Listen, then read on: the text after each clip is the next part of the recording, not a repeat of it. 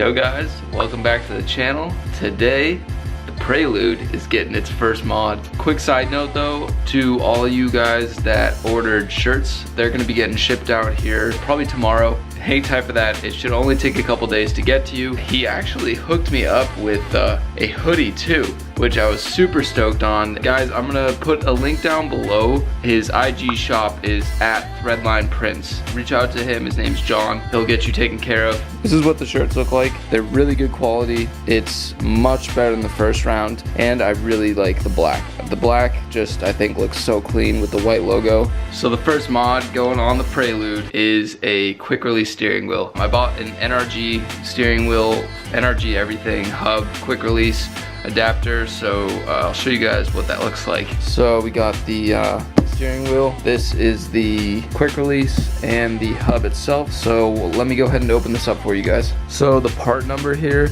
is right here, but it's also right here because it's a little cut off. For Nrg, it's the SRK 190H. That fits the CRX, but it also fits the 88 to 92 Prelude. All right, so here's everything. Here is the Nrg Hub Adapter. This is what's gonna basically sit on the car. Then here is the also Nrg quick release, and there's the logo right there. This is the steering wheel I picked up.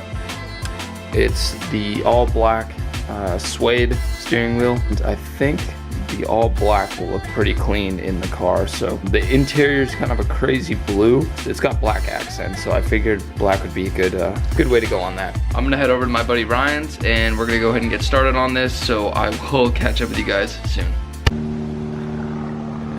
Oh, what's up, girl? Hey, what's up, other girl? Oh, I'm so lucky.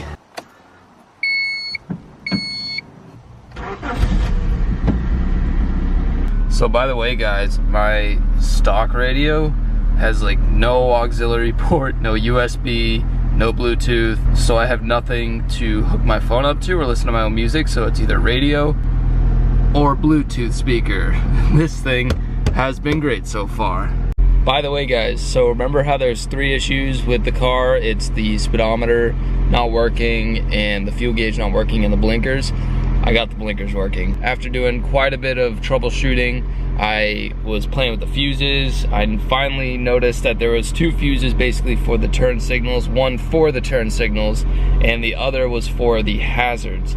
And the one on the turn signals was fine, however the hazards fuse was blown. So I basically tried putting in a new fuse, turn on the car, and it worked for maybe half a second and then the fuse popped again. Tried it again, went through like 2 or 3 fuses and I couldn't figure it out, so I figured maybe there was a socket where the bulb was sitting that was shorting it out. I went and picked up new bulbs for all of the turn signals and I replaced the rears and I went to replace the fronts, and upon taking those out, I noticed that the wiring that goes to the turn signal was exposed. There wasn't that rubber casing around the wiring. Basically, the positive and the negatives were touching, which was causing the fuse to short out. So, wrapped those up in electrical tape, popped in a new fuse, blinkers work. Yes. Alright, so for starters, you gotta disconnect the battery. Just pop in the key, make sure there's no lights coming on, nothing going on. Nice. I don't believe there's an airbag in this. Just in case, we're gonna go ahead and disconnect the battery. So, next step is to pry off this Honda badge, and there should be a bolt behind that, and I believe it's a 19 mil, but we'll pop this off and see what we're looking at. Alright, so I got the logo out, and there's a screw. Hopefully you can see that right here. That's a Phillips head. And then on the underside of this, I've already taken them out, but you have 4 Phillips heads. 1, 2, 3, and 4. Take those out. Okay guys, that was a pain in the ass. So I finally got this thing disconnected.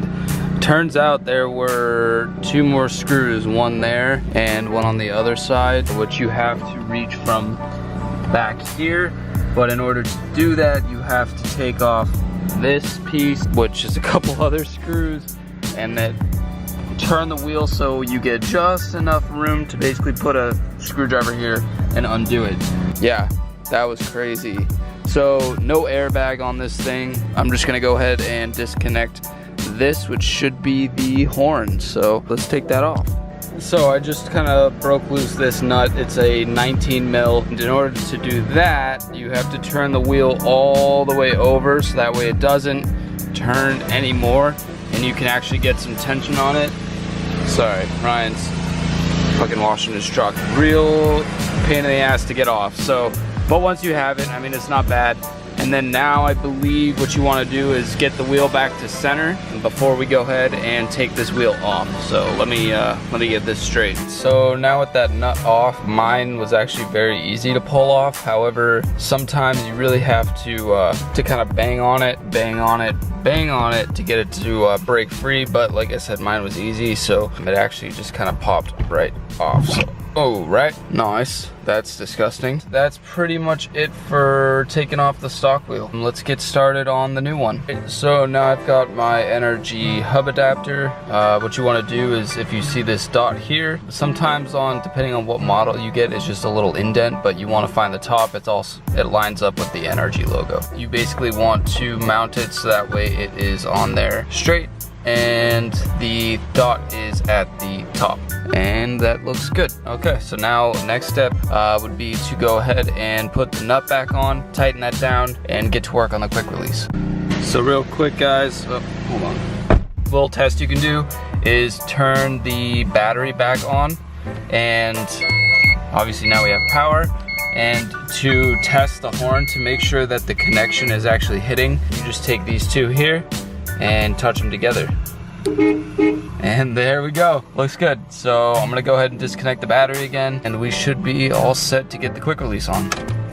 Next, go ahead and get these connected to each other onto the, oops, that's greasy, onto the quick release. This basically was attached to this, like that. So you just obviously pop that off, and that's the side that connects to your hub adapter. So connect the horn, so that's good. And then you've got some washers, they supply two, and you're gonna put one of them there, and then go ahead and secure this guy onto there. I am an idiot, and you have to put this on before you connect these. So I'm gonna go ahead and disconnect these, put the washer on, and then go ahead and reconnect them. So once you get your wheel all assembled here with your quick release on there, just go ahead and test fit it. So basically just sits right on there. There it is, guys. So I already put the battery back together. To go ahead and, if I can find my keys, go ahead and put some power to the ignition and see if the horn works. Nice, A1, guys. And that is how you do the quick release install. Thanks for watching, guys. If this video helped you out, make sure we're vlogging. Make sure you give it a big thumbs up, hit that subscribe button, and of course I'll see you next time.